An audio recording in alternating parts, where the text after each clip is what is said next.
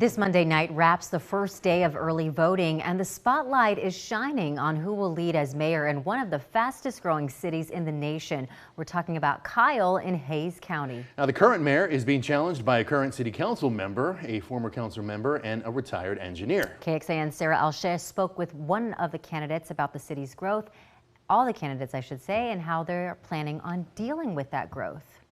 4 candidates vying for the role as the mayor of Kyle, a place that's listed as the 3rd fastest growing city in the country, according to the U.S. Census.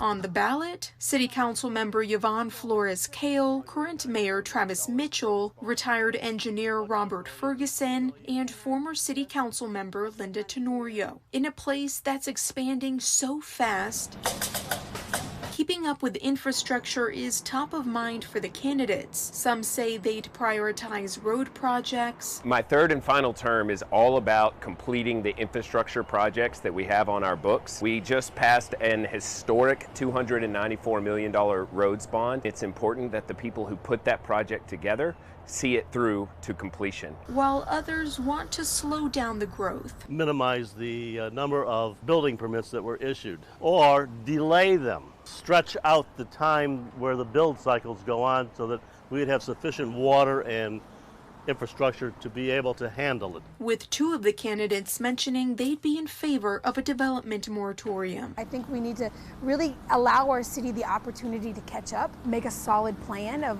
what our future is going to look like, whether that be for permitting or water or any kind of development. You have to kind of slow things down. You have to.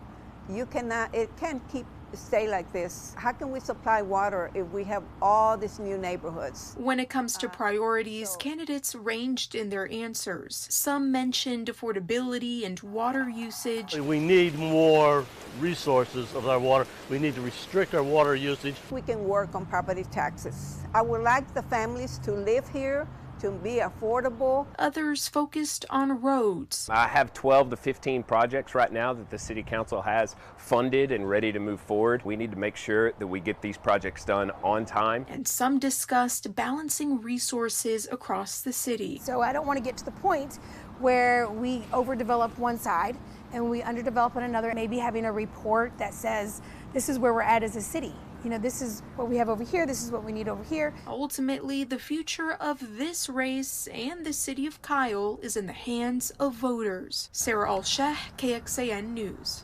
And the race for mayor is not the only position up for a vote in Kyle. There are also 2 city council member seats on the ballot as well. More than half a dozen businesses and restaurants recently opened in Kyle, and more are opening soon.